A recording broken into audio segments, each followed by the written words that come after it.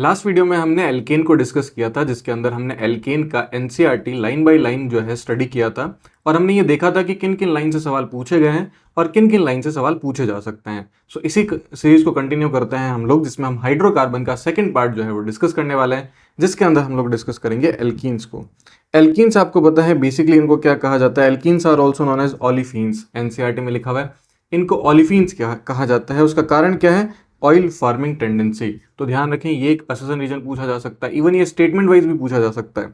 फिर अगर हम बात करें, alkenes are unsaturated hydrocarbon containing at least one double bond. तो उनके पास में कितना डबल बॉन्ड होगा? एक डबल बॉन्ड जो है वो आपको देखने को मिलेगा। फिर अगर मैं यहाँ पे बात करूँ नेक्स्ट, द फर्स्ट मेंबर जो इथाइलिन होता है या फिर इसको इथीन भी कहा जाता है, was found to form an oily liquid. ध्यान रखना, ये क्या बनाता है? एक ऑयली लिक्विड बनाता है ऑन रिएक्शन विथ क्लोरीन। तो क्लोरीन के साथ में ऑयली लिक्विड बनाता है, इसीलिए इनको ऑलिफीन्स कहा जाता है due to their oil forming tendency. याद रखना, इंपॉर्टेंट पॉइंट हो सकता है। फिर अगर हम बात करें यहाँ पे बॉन्ड एंथैल्पी की, तो बॉन्ड एंथैल्पी इन जनरल नहीं पूछी जाती, लेकिन हम क्योंकि डाटा एनसीईआरटी में गिवन है तो हमें याद होना चाहिए, क्योंकि अच्छा सवाल यहाँ से बना सकता है कि जो सिग्मा बॉन्ड होता है इसकी बॉन्ड एंथैल्पी होती है 397 किलो जूल पर मोल। वहीं अगर मैं बात करूँ एक पाई बॉन्ड जो होता है उसकी जो बॉन्ड एंथैल्पी होती है वो होती है 284 किलो जूल पर मोल। तो अगर आप ध्यान से देखो तो सिग्मा बॉन्ड स्ट्रॉन्गर होता है as compare to pi bond. उसका एक कारण भी होता है क्योंकि उनका जो न्यूक्लियस होता है वो रिपेल भी करता है, वो एक बॉन्डिंग का पार्ट है। फिर अगर मैं बात करूं, लेकिन the double bond is shorter इन, अगर मैं बॉन्ड लेंथ की बात करूं तो double bond is shorter in bond length, जिसकी बॉन्ड लेंथ होती है 134 पिकोमीटर, एंड सी यानी कि सिंगल बॉन्ड जिसकी बॉन्ड लेंथ होती है 154 पिकोमीटर। तो ध्यान रखें, सिंपल सी बात है कि सिग्मा बॉन्ड जो होता है वो लार्जर होता है, लॉन्गर होता है as compare to pi bond. Pi bond shorter होता है। फिर अगर मैं बात करूं, alkenes are easily attacked by reagents और compounds which are in search of electrons. यानी कि ऐसे रिएजेंट्स या ऐसे कंपाउंड्स या ऐसे मॉलिक्यूल्स जो इलेक्ट्रॉन की सर्चिंग पे होते हैं, यानी कि जिनको इलेक्ट्रॉन की रिक्वायरमेंट होती है, जिनको इलेक्ट्रॉन की तलाश होती है, वो रिएजेंट एल्कीन पर आसानी से अटैक कर सकते हैं। ऐसा क्यों? क्योंकि उसके पास में पाई इलेक्ट्रॉन डेंसिटी होती है। देखो यहाँ लिखा हुआ है, such reagents are called electrophilic reagents. इनको इलेक्ट्रोफिलिक रिएजेंट्स कहा जाता है क्योंकि इलेक्ट्रोफाइल्स क्या होते हैं? Electrophiles basically electron loving species होते हैं, यानी कि जिनके पास में इलेक्ट्रॉन की डिफिशियंसी होती है। तो the presence of weaker pi bond make alkane unstable molecule in comparison to alkanes. तो जो पाई बॉन्ड होता है वो वीकर होता है, इस वजह से हम बोल सकते हैं कि alkenes are unstable as compare to alkanes. Alkane stable होती है, इस वजह से वो रेजिस्ट करती है, जैसा कि हमने एनसीईआरटी में देखा था कि वो इनर्ट होती है किसी भी रीएजेंट के लिए, चाहे वो ऑक्सीडाइजिंग एजेंट हो, चाहे वो रिड्यूसिंग एजेंट हो, चाहे वो एसिड हो या फिर बेस हो। वहीं अगर हम आगे बात करें, स्ट्रेंथ ऑफ डबल बॉन्ड, जो बॉन्ड एंथैल्पी होती है, ध्यान रखना डबल बॉन्ड के दोनों को मिला करके, वो होता है 681 kilo joule per mole, is greater than that of the carbon carbon single bond which is 348। यहाँ बहुत सारे स्टूडेंट कंफ्यूज हो जाते हैं कि पाई बॉन्ड तो वीक होता है बट यहाँ पे स्ट्रॉन्ग कैसे बोला गया। तो ध्यान रखना, वहां हम पाई बॉन्ड को कंपेयर कर रहे थे सिग्मा बॉन्ड के रेस्पेक्ट में, लेकिन हम यहाँ पे किसको कंपेयर कर रहे हैं? एक सी सिंगल बॉन्ड और एक सी डबल बॉन्ड सी को कंपेयर कर रहे होते हैं। तो जो ओवरऑल डबल बॉन्ड की स्ट्रेंथ होती है वो ज्यादा होती है as compare to sigma bond या सिंगल बॉन्ड। तो ये ध्यान रखेंगे। तो ये इथीन का डायग्राम है, आप इसको देख सकते हैं इस तरीके से। नोमेनक्लेचर, जैसा कि मैंने आपको बताया था कि नोमेनक्लेचर को हम इस सीरीज में बिल्कुल भी डिस्कस नहीं करने वाले हैं। बहुत सिंपल से नोमेनक्लेचर्स होते हैं, आप इनके जो एग्जांपल्स हैं वो अच्छे से सॉल्व कर सकते हैं। आपको पता है इसका सफिक्स जो है वो इन यूज किया जाता है। तो ये कुछ बेसिक एग्जांपल्स हैं जिनको आप जरूर एनसीईआरटी से देख सकते हैं। बेसिक आईयूपीएसी नोमेनक्लेचर है और आपने देखा है कि हर बार जो भी कंपाउंड यूज किया जाता है, जो भी एग्जाम होता है नीट का, उसके अंदर आपको ध्यान रखना है सेम टू सेम यही एग्जांपल्स कई बार यूज किए गए हैं। जिसमें आप लोग प्रॉब्लम नंबर 9.7, प्रॉब्लम नंबर तो एनसीईआरटी की कोई भी नहीं छोड़नी है, आपके पास में अभी भी टाइम है। आप एनसीईआरटी की सारी प्रॉब्लम्स को अच्छे से सॉल्व कर लो, अच्छे से डिस्कस करो। अगर उसमें कोई डाउट है तो उसके सारे डाउट्स क्लियर कर लो, क्योंकि एनसीईआरटी की प्रॉब्लम्स बहुत ही इंपॉर्टेंट हैं। फिर अगर मैं बात करूँ आगे, प्रॉब्लम नंबर 9.8, ये भी इंपॉर्टेंट है। सिग्मा पाई कैलकुलेशन कई बार पूछा हुआ है और पूछा भी जा सकता है। फिर अगर हम बात करें स्ट्रक्चरल आइसोमेरिज्म की, तो स्ट्रक्चरल आइसोमेरिज्म में देखो ध्यान से, यहाँ पे नंबर्स जरूर याद रखने हैं क्योंकि कई बार डायरेक्ट सवाल यहीं से पूछा जा सकता है। फॉर एग्जांपल C2H4 C3H6 सिर्फ और सिर्फ एक ही स्ट्रक्चर पॉसिबल होती है, इसका मतलब ये स्ट्रक्चरल आइसोमेरिज्म शो नहीं करते। वहीं अगर मैं बात करूँ C4H8 जो है, इसको तीन तरीके से लिखा जा सकता है, ब्यूटोअनीन, ब्यूटोइन, या फिर अगर मैं बात करूँ यहाँ पे आप देख सकते हो 2 मिथाइल प्रोप 1 इन, इस तरीके से हम इसको लिख सकते हैं। और अगर मैं बात करूँ यहाँ पे देखो chain isomerism and position isomerism के बारे में बताया गया होगा। जैसे फॉर एग्जांपल कि अगर मैं आपसे पूछूं ब्यूट 1 इन और ब्यूट 2 इन, ये तो पोजीशन आइसोमर्स हैं। और वहीं अगर मैं बात करूँ ब्यूट 1 इन और इसी से रिलेटेड अगर मैं बात करूँ 2 मिथाइल प्रॉप 1 इन, तो ये एक दूसरे के चेन आइसोमर्स हैं। यानी कि first and second position isomer है, first and third chain isomer है, second and third chain isomers है। फिर अगर हम बात करें, ये सबसे इंपॉर्टेंट सवाल हो सकता है क्योंकि ये सवाल सॉल्व भी किया हुआ है एनसीईआरटी में, तो डायरेक्ट आ सकता है। यानी कि C5H10 के टोटल कितने आइसोमर्स बनेंगे। तो देखो ध्यान से, आपको कितने मिल रहे हैं, 1 2 3 4 5, टोटल 5 आइसोमर्स मिलेंगे। इनके आईयूपीएसी नेम और इनकी स्ट्रक्चर आपको अच्छे से ध्यान होनी चाहिए। इवन आप इसमें ज्योमेट्रिकल का केस भी देख सकते हो कि कौन कौन सा कंपाउंड ज्योमेट्रिकल शो करेंगे। ये वाला डबल बॉन्ड ज्योमेट्रिकल नहीं कर सकता क्योंकि उसके पास में टर्मिनल है, पहली बात, और दोनों पर 2 हाइड्रोजन लगे हुए हैं एक साइड पे। ये वाला जो है वो जीआई शो कर सकता है, ये वाला जीआई नहीं कर सकता क्योंकि यहाँ दोनों CH3 लगे हुए हैं। ये वाला डबल बॉन्ड भी जीआई शो नहीं कर सकता क्योंकि यहाँ 2 हाइड्रोजन लगे हुए हैं। ये वाला डबल बॉन्ड भी जीआई शो नहीं कर सकता क्योंकि यहाँ 2 हाइड्रोजन लगे हुए हैं। यानी कि इन पांचों में से सिर्फ एक ही कंपाउंड ज्योमेट्रिकल आइसोमेरिज्म शो कर सकता है। तो टोटल अगर आपसे ज्योमेट्रिकल आइसोमेरिज्म के बारे में पूछे तो यहाँ आप ध्यान से देख सकते हो, जो कि आगे इसने डिस्कस भी किया है। ज्योमेट्रिकल आइसोमेरिज्म क्या होता है कि doubly bonded carbon atom have to satisfy the remaining 2 valency by joining with 2 atoms or groups। अब देखो, जो भी आपके पास में कार्बन डबल बॉन्ड कार्बन होता है, इस पर हर कार्बन पर 2 डिफरेंट ग्रुप लगेंगे क्योंकि सिंपल सी बात है कि 2 बॉन्ड्स तो वो पहले ही बना चुका है, तो 2 बॉन्ड्स और बाकी रहेंगे। अब एक इंपॉर्टेंट पॉइंट है कि अगर दोनों कार्बन पर लगे 2 सेम ग्रुप सेम साइड है तो इसको सिस आइसोमर कहा जाता है। और वहीं अगर वो दोनों एक दूसरे के अपोजिट साइड है तो उसको क्या कहा जाता है, तो उसको कहा जाएगा ट्रांस। तो इसको कहा जाएगा ट्रांस। वहीं अगर मैं बात करूं आगे, देखो इसमें लिखा हुआ भी होगा, डिस्पोजिशन ऑफ एटम्स और group in space the two arrangement is different therefore they are stereo isomers. तो सिंपल सी बात है कि जो भी अरेंजमेंट होगा स्पेस में, 3D स्पेस में, अगर वो डिफरेंट डिफरेंट आ रहा है तो हम उनको क्या बोलेंगे, स्टीरियो आइसोमर्स बोलेंगे। अब यहाँ पे एक इंपॉर्टेंट पॉइंट है, यहाँ पे करेक्शन है, C सिंगल बॉन्ड C होना चाहिए, C डबल बॉन्ड C नहीं होना चाहिए। C single bond C can be rotated but rotation around C double bond C bond is not free. तो ध्यान रखें, जैसा कि हमने एल्केन में पढ़ा था कन्फर्मेशंस में कि carbon carbon single bond rotate कर सकते हैं, फ्री रोटेट कर सकते हैं। ऑल्दो ये फ्री रोटेशन नहीं होता है, यहाँ पे आपको ऑलमोस्ट जो एनर्जी बैरियर देखने को मिलता है वो 12.5 किलो जूल पर मोल का देखने को मिलता है, जो कि एनसीईआरटी मेंशन करती है। लेकिन हम ये मान के चलते हैं कि वो उतना एनर्जी बैरियर नहीं होता, तो हम उसको as a free rotation consider कर सकते हैं। But C double bond C rotation नहीं कर सकता। क्यों नहीं कर सकता? क्योंकि पाई बॉन्ड इसको रोटेट नहीं होने देगा, वो रेस्ट्रिक्ट करेगा उसके रोटेशन को। ठीक है, तो इस वजह से आप ये देख सकते हो। तो यहाँ पे लिखा हुआ भी है, जो मैंने हाईलाइट नहीं किया है क्योंकि वो जरूरी नहीं है। ये ऐसे एक्सप्लेन करता है कि मान लो एक आपके पास पेपर है और इस पेपर पर आपने एक की लगा रखी है, तो आप इस पेपर को आराम से रोटेट कर सकते हो। लेकिन वहीं मान लो आपने इस पेपर पे 2 की लगा दी, यानी कि 2 बॉन्ड्स बना दिए, अब इसको रोटेट करोगे तो पेपर फट जाएगा। सिंपल सी बात है, इसी तरीके से बॉन्ड्स टूट जाएंगे। Restricted rotation of atom or group around the doubly bonded carbon atoms gives rise to different geometries of such compounds. The stereoisomers of this type are called geometrical isomers। तो restricted rotation system पर जो groups लगे हुए हैं, अगर उनको change करने पर नए आइसोमर्स बनते हैं तो ऐसे आइसोमर्स या ऐसे स्टीरियो आइसोमर्स को क्या नाम देते हैं? ऐसे स्टीरियो आइसोमर्स को हम नाम देते हैं ज्योमेट्रिकल आइसोमर्स। अगर वो सेम साइड है तो उसको सिस कहा जाएगा, अगर वो अपोजिट साइड है तो इसको ट्रांस कहा जाएगा। cis isomers have the same structure cis and trans isomers have the same structure but have different configuration arrangement उनका अलग अलग होता है स्पेस में, 3D स्पेस में। due to different arrangement of atoms or group in space these isomers differ in properties like melting point अलग होता है उनका, boiling point अलग होता है उनका, dipole moment भी अलग होता है और solubility भी अलग होती है। तो कुल मिलाकर हम ये बोल सकते हैं कि उनकी फिजिकल प्रॉपर्टी जो होती है वो अलग अलग होती है, ये ध्यान रखें। जैसे फॉर एग्जांपल ये हमारे पास में सिस ब्यूटीन है और ये हमारे पास ट्रांस टू ब्यूटीन है।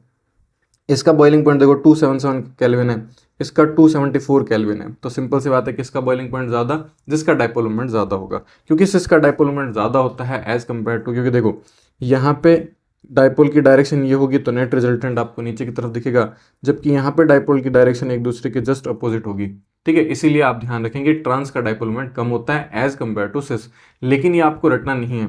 क्यों नहीं रटना है? क्योंकि यहाँ पे ग्रुप्स चेंज किए जा सकते हैं। जैसे ग्रुप चेंज करेंगे तो इलेक्ट्रोनेगेटिविटी चेंज हो जाएगी, उसकी वजह से डाइपोल का डायरेक्शन भी चेंज हो जाएगा। इसीलिए आपको ये ध्यान रखना है कि इसको आसानी से आपको मतलब रटना नहीं है, बहुत सिंपल तरीके से आपको ये ध्यान रखना है कि आपको बिल्कुल भी ये नहीं सोचना है कि आप किस तरीके से इसको रट लो और फिर आपका आंसर सही हो जाए, ठीक है क्या।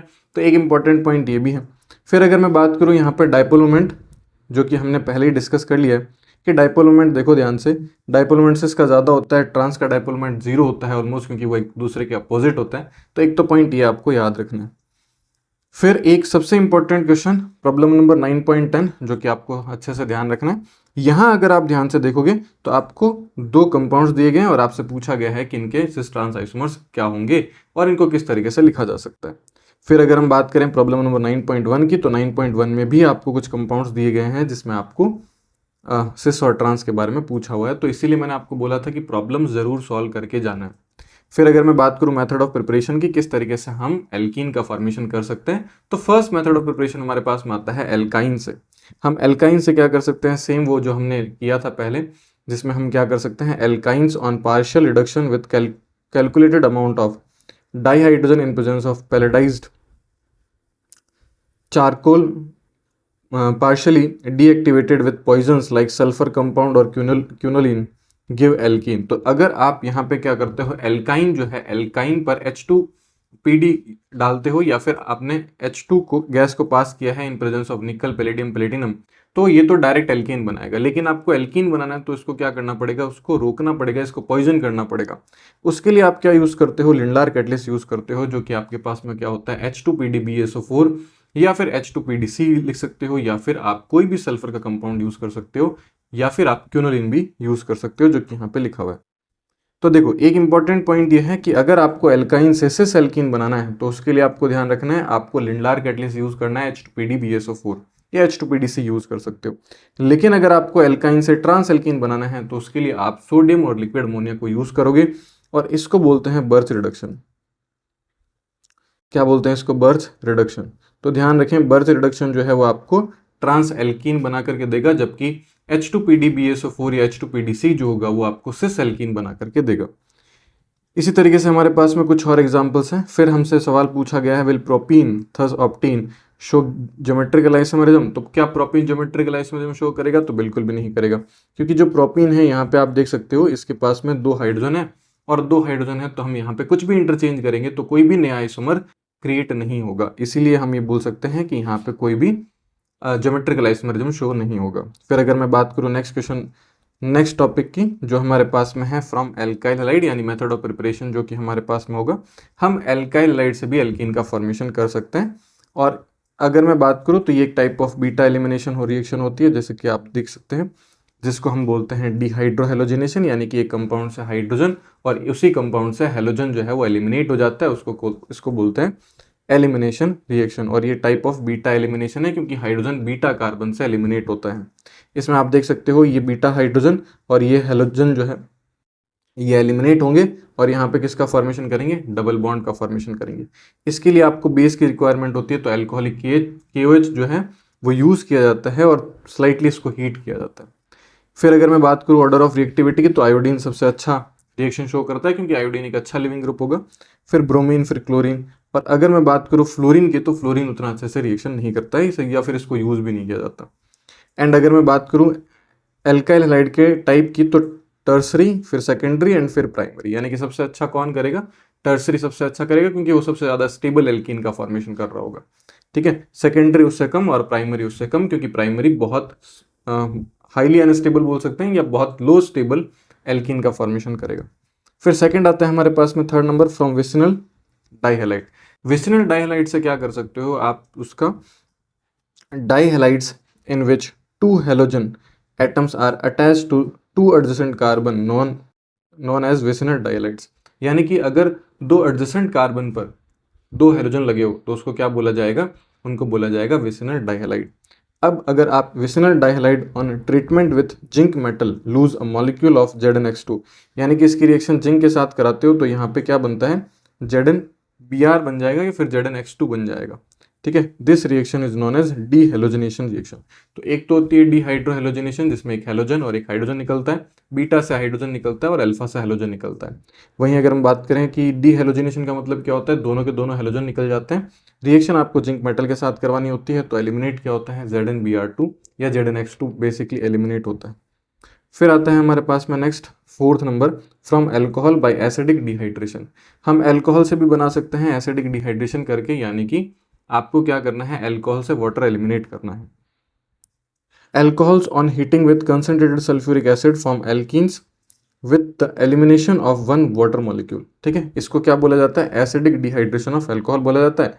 ये भी एक type of beta elimination reaction ही होती है और ये इवन मैकेनिज्म से जाती है, जबकि ये जो मैकेनिज्म है वो E2 से जाती है। तो E1 E2 क्या होता है, ये हम लोग जब एल्काइल डिस्कस करेंगे तो उसमें बात करेंगे। बेसिकली आप याद रखो कि बीटा एलिमिनेशन दो टाइप की होती है, E1 और E2। E1 में कार्बोकेटाइन बनता है जबकि E2 में कार्बोकेटाइन नहीं बनता। तो इसीलिए ध्यान रखेंगे जब आप कंसंट्रेटेड H2SO4 लेते हैं यानी कि अल्कोहल का एलिमिनेशन कराते हैं तो इसमें इथीन तो बनता है, लेकिन वो किस मैकेनिज्म के थ्रू जाता है, वो इवन मैकेनिज्म के थ्रू जाता है वाया कार्बोकेटाइन। अच्छा, ऐसा क्यों होता है, क्योंकि देखो OH एक अच्छा लिविंग ग्रुप नहीं है, तो सबसे पहले इसको लिविंग ग्रुप बनाना पड़ेगा। तो यहाँ से जैसे ये इस अपने लोन पे इस H को देगा तो यहाँ पे क्या आएगा, OH2+ आएगा। अब ये एक अच्छा लिविंग ग्रुप बन चुका है तो ये यहाँ से लीव करेगा, इसकी वजह से यहाँ पे कार्बोकेटाइन जनरेट होगा और ये कार्बोकेटाइन जनरेट होगा तो हम ये बोल सकते हैं कि ये जो मैकेनिज्म है वो इवन मैकेनिज्म से जाएगी। फिर अगर मैं बात करूँ फिजिकल प्रॉपर्टीज़ की, तो फिजिकल प्रॉपर्टीज़ हमारे पास में क्या क्या होती है, तो देखो इथीन जो होती है वो कलरलेस गैस भी होती है विद अ फेंट स्वीट स्मेल। तो ध्यान रखना इसकी स्मेल बहुत स्वीट होती है। दूसरा अगर मैं बात करूँ बाकी जो एल्कीन्स होती है वो कलरलेस भी होती है और ऑर्डरलेस भी होती है। तो एक इंपॉर्टेंट पॉइंट ये है, insoluble in water but Fairlie soluble in non polar solvent like benzene. तो ये वाटर में सॉल्युबल नहीं होती बट नॉन पोलर सॉल्वेंट जैसे कि बेंजीन होता है या ऑर्गेनिक सॉल्वेंट खास तौर पर, उसमें ये डिजोल्व हो सकती है, बस वो नॉन पोलर होने चाहिए, जैसे पेट्रोलियम ईथर होता है। दे show a regular increase in boiling point with increase in size. तो सिंपल सी बात है कि हमने एल्केन में भी डिस्कस किया था कि जैसे जैसे मॉलिक्यूल का साइज बढ़ता जाएगा वैसे वैसे बॉइलिंग पॉइंट भी बढ़ता जाएगा। अच्छा, कितना इंक्रीज करता है, तो एवरी CH2 ग्रुप जो होता है add increase boiling point by 20 to 30 kelvin जो है वो बढ़ाता है। यानी कि एक CH2 जैसे फॉर एग्जांपल आपके पास में इथेन है, तो इथेन से प्रोपेन में जब आप जाओगे तो आपको कितना इंक्रीमेंट देखने को मिलेगा, 20 से 30 केल्विन टेम्परेचर में इंक्रीमेंट देखने को मिलेगा बॉइलिंग पॉइंट के।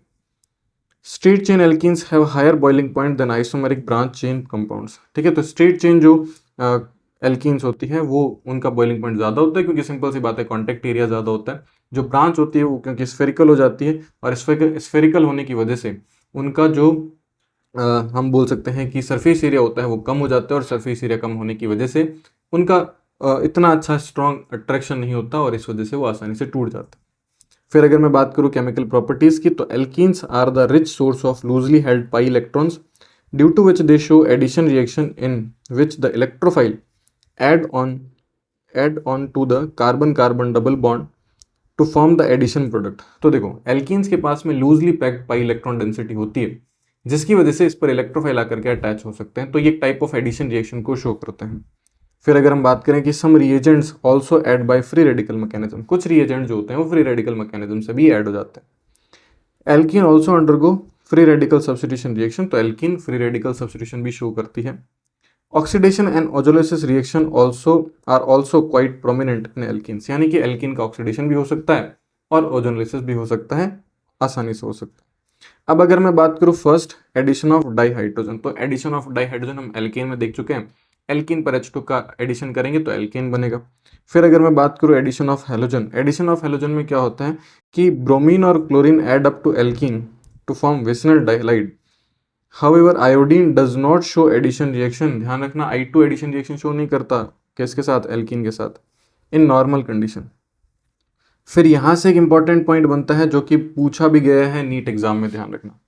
The reddish orange color of bromine solution in carbon tetrachloride is discharged when bromine add up to unsaturated site। तो ध्यान रखना ब्रोमीन का कलर कैसा होता है, वो होता है रेडिश ब्राउन बोल सकते हो या रेडिश ऑरेंज कलर का बोल सकते हो। जैसे ही ये किसी भी अनसैचुरेटेड कंपाउंड पर ऐड होता है तो इसका कलर जो होता है वो डिसअपियर हो जाता है। ठीक है, तो इसको हम एक नाम देते हैं, इसको बोलते हैं अनसैचुरेशन टेस्ट। अब अगर हम इसमें बात करें तो यहाँ पे आप देख सकते हो addition of halogen to alkene is an example of electrophilic addition reaction. Involving cyclic halonium ion formation. तो ध्यान रखना यहाँ पे साइक्लिक हेलोनियम आयन बनता है। ये होता क्या है, तो देखो बेसिकली आपके पास में ये कुछ ऐसा होता है कि मैं यहाँ पे बना देता हूँ। आपके पास में होता है ये CH, यहाँ पे आपको मिलेगा CH3, या एल्कीन अगर हमें लेना है तो CH2 डबल बॉन्ड CH2। जैसे ही आप इसकी रिएक्शन Br2 के साथ कराओगे तो यहाँ पे ये इस तरीके का एक कॉम्प्लेक्स बनेगा जिसको साइक्लिक हेलोनियम आयन भी कहा जाता है। ठीक है, इस पर प्लस चार्ज होगा, इसको बोलेंगे ब्रोमोनियम आयन। ठीक है, तो ये इस मैकेनिज्म के थ्रू जाता है, तो हमें यही ध्यान रखना है। ठीक है, तो ये एक इंपॉर्टेंट पॉइंट बन सकता है कि इसमें साइक्लिक हेलोनियम आयन का फॉर्मेशन होता है।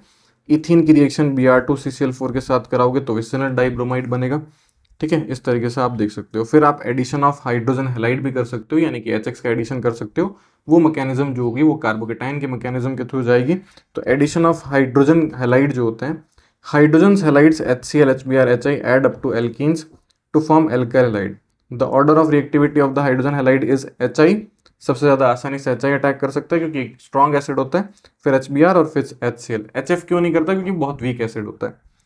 Addition of hydrogen halide is also an example of electrophilic addition reaction. तो ये भी किसका एग्जाम्पल होता है, इलेक्ट्रोफिलिक एडिशन रिएक्शन का होता है। अब यहाँ पे जो HBr होता है, HBr to symmetrical and unsymmetrical alkenes. देखो addition reaction of HBr to symmetrical alkene. अगर सिमेट्रिकल एल्कीन है तो बहुत सिंपल है, कहीं पर भी ऐड करो कोई फर्क नहीं पड़ेगा। जैसे फॉर एग्जांपल इथीन है, आप देख सकते हो, इधर ऐड करो चाहे इधर ऐड करो, एक ही बात है। वहीं अगर मैं बात करूँ कि ब्यूटुइन है, तो ब्यूटुइन में इस साइड ऐड करो चाहे इस साइड ऐड करो, कोई फर्क नहीं पड़ेगा। लेकिन addition reaction of HBr to unsymmetrical alkene, अगर अनसिमेट्रिकल एल्कीन है तो वो जाएगी मार्कोनिकॉफ के अकॉर्डिंग। तो मार्कोनिकॉफ रूल क्या कहता है उसको हम लोग देखते हैं। तो मार्कोनिकॉफ के अकॉर्डिंग अगर आप देखोगे तो आपके पास में प्रोपीन है। प्रोपीन में अगर आप HBr की रिएक्शन कराते हो तो एक Br 2 नंबर कार्बन पर जुड़ता है और एक Br 1 नंबर कार्बन पर जुड़ता है। अब इन दोनों में से कौन सा सबसे ज़्यादा अच्छा प्रोडक्ट होगा, तो मार्कोनिकॉफ रूल क्या कहता है, the rule states that negative part of that addendum, यानी कि adding molecule, get attach to that carbon atom which possess less number of hydrogen atom. यानी कि उस पर जाके जुड़ेगा, उस डबल बॉन्ड कार्बन पर जाके जुड़ेगा जिसके पास में कम नंबर ऑफ हाइड्रोजन एटम हो, तो उसको हम बोलते हैं मार्कोनिकॉफ रूल। जैसे फॉर एग्जांपल आप इस कार्बन को देखो, इसके पास तो एक ही हाइड्रोजन है, इसके पास 2 हाइड्रोजन है, तो इसका मतलब हम बोल सकते हैं कि जो Br होगा वो Br यहाँ आकर के जुड़ेगा। इस तरीके से आप ये देख सकते हो। फिर अगर मैं बात करूँ तो इसकी मैकेनिज्म किस तरीके से होती है, क्योंकि मैंने आपको बताया था ये कार्बोकेटाइन मैकेनिज्म से जाएगा, और आपको पता है कि 2 डिग्री कार्बोकेटाइन मोर स्टेबल होता है ड्यू टू 6 अल्फा हाइड्रोजन। इसके पास 6 अल्फा हाइड्रोजन होते हैं, तो हाइपरकंजुगेशन ज़्यादा होगा, स्टेबिलिटी भी ज़्यादा होगी। एंड इस तरीके से इसकी मैकेनिज्म एक्सप्लेन करी गई है। फिर आता है हमारे पास में एंटी मार्कोनिकॉफ रूल, या फिर आप इसको खरास इफेक्ट भी बोल सकते हो, या फिर आप इसको पेरोक्साइड इफेक्ट भी बोल सकते हो। इन the presence of peroxide, addition of HBr to unsymmetrical alkene like propene takes place contrary to the Markovnikov rule। अगर आप HBr की रिएक्शन पेरोक्साइड की प्रेजेंस में कराते हो तो मार्कोनिकॉफ के जस्ट उल्टा प्रोडक्ट बनता है। This happen only with HBr but not HCl and HI। तो ये सिर्फ और सिर्फ HBr पर ही एप्लीकेबल होता है, HCl और HI पर एप्लीकेबल नहीं होता। तो देखो यहाँ पे इसने प्रोपीन की रिएक्शन HBr के साथ कराई है और साथ में इसने पेरोक्साइड लिया, और फिर जब देखा गया तो प्रोडक्ट जो है वो 1 डिग्री पे बनता है प्रोडक्ट। अब इसकी मैकेनिज्म क्या होती है वो अगर हम देखें तो peroxide effect proceed via free radical chain mechanism. तो ध्यान रखना पेरोक्साइड मैकेनिज्म जो होती है वो कार्बोकेटाइन से नहीं जाती, वो फ्री रेडिकल से जाती है। तो देखें सबसे पहले ये जो पेरोक्साइड होगा वो होमोलिसिस होगा, इसका होमोलिसिस होने पर यहाँ पे आपको फ्री रेडिकल बनता हुआ दिखेगा। ये जो फ्री रेडिकल होगा, ये फ्री रेडिकल HBr को भी क्या करेगा, होमोलिटिकली क्लीवेज करेगा या क्लीव करेगा।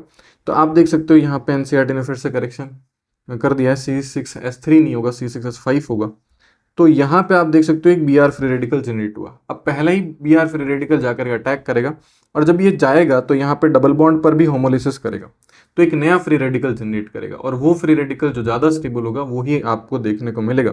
ये फ्री रेडिकल क्योंकि 1 डिग्री है तो लेस स्टेबल है, ये फ्री रेडिकल क्योंकि 2 डिग्री है तो ये ज़्यादा स्टेबल है। तो आप ये बोल सकते हो कि 2 degree free radical more stable है, तो आप इस तरीके से देख सकते हो। एंड फिर फाइनली यहाँ से वापस HBr जो है वो आएगा और इस फ्री रेडिकल के साथ रिएक्शन करके एंड फाइनली ये मेजर प्रोडक्ट देगा। तो इसीलिए ये क्योंकि फ्री रेडिकल मैकेनिज्म होती है तो यहाँ पे मार्कोनिकॉफ के जस्ट उल्टा प्रोडक्ट बनता है, जिसको हम एंटी मार्कोनिकॉफ रूल कहते हैं। अब हम इसी से अगर हम देखें तो यहाँ पे आप देख सकते हो कि आपको फाइनल प्रोडक्ट जो कि माइनर प्रोडक्ट होगा, यहाँ पे हमने देखा था मेजर प्रोडक्ट, तो ये मेजर प्रोडक्ट बनेगा। अब एक इंपॉर्टेंट पॉइंट ये है कि ये सिर्फ और सिर्फ HBr पर ही एप्लीकेबल क्यों होता है, तो ये एक पैराग्राफ पूरा का पूरा इंपॉर्टेंट हो सकता है। It may be noted that the peroxide effect is not observed in addition of HCl and HI, यानी कि HCl और HI पर एप्लीकेबल नहीं होता।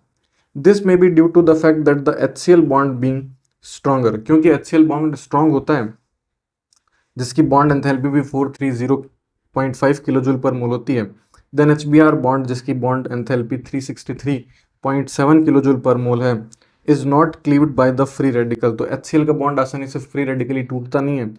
And HI is weaker, HI तो बहुत ज़्यादा वीक होता है, 296.8 kilo joule per mole. And iodine free radical combine to form iodine molecule, तो जो फ्री रेडिकल आयोडीन होगा वो तो I2 का फॉर्मेशन कर लेगा, और I2 का फॉर्मेशन होने के बाद तो एडिशन ही नहीं होगा।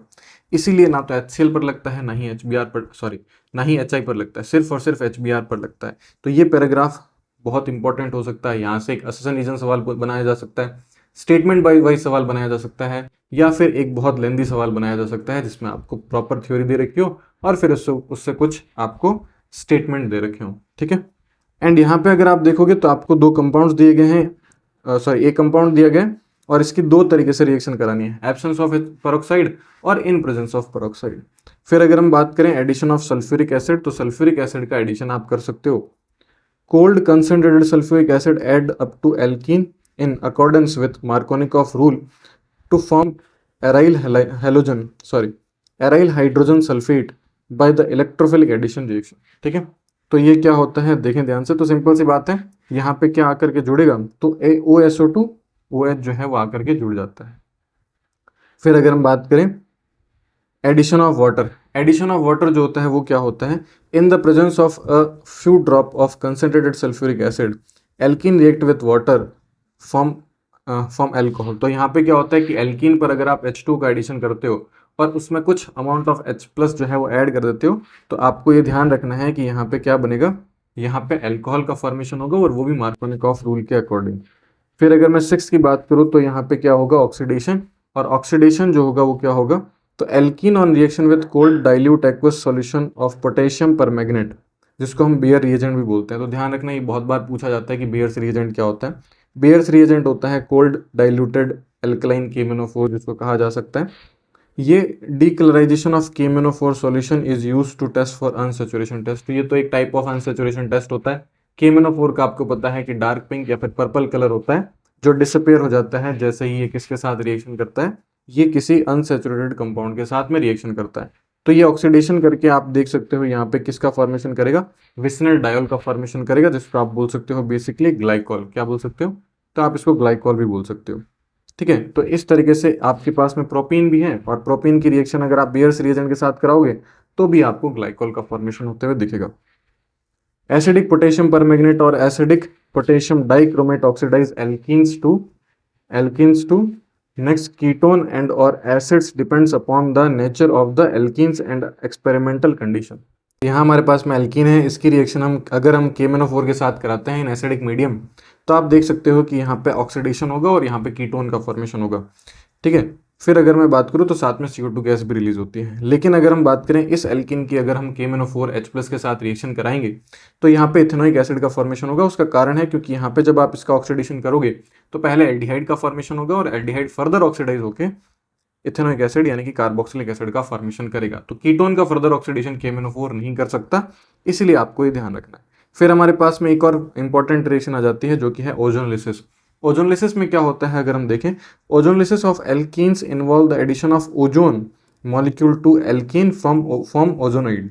तो ध्यान रखना, यहाँ पे क्या होता है कि ओजोन मॉलिक्यूल जो होता है वो एल्कीन पर ऐड हो जाता है, और उसकी वजह से यहाँ पे किसका फॉर्मेशन होता है, ओजोनाइड का फॉर्मेशन होता है। Then cleavage of the ozonide by zinc water to smaller molecules.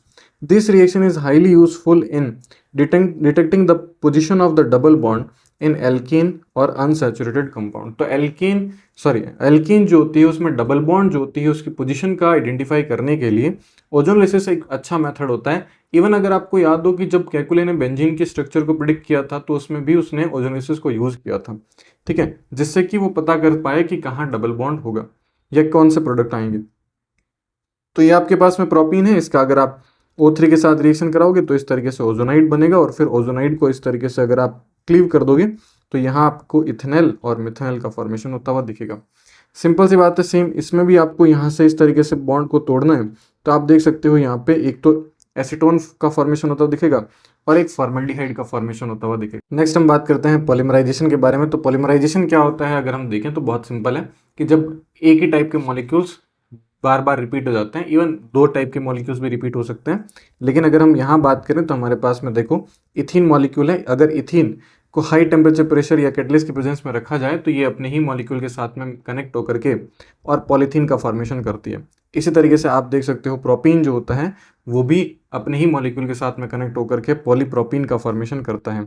And यहाँ पे इसके यूजेस लिखे हुए हैं, तो ये आपको ध्यान रखना है कि है। तो ये हम लोग यहाँ पे कंप्लीट कर चुके हैं।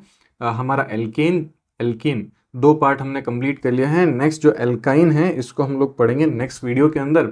सो अगर आपको ये वीडियो पसंद आया तो प्लीज़ वीडियो को लाइक जरूर करें, चैनल को सब्सक्राइब जरूर करें, अपने फ्रेंड्स के साथ जरूर शेयर करें। अगर आप इस वीडियो का अगला पार्ट देखना चाहते हैं तो प्लीज़ कमेंट में पार्ट 3 जरूर लिखें। मिलता है नेक्स्ट वीडियो के अंदर, तब तक के लिए गुड बाय।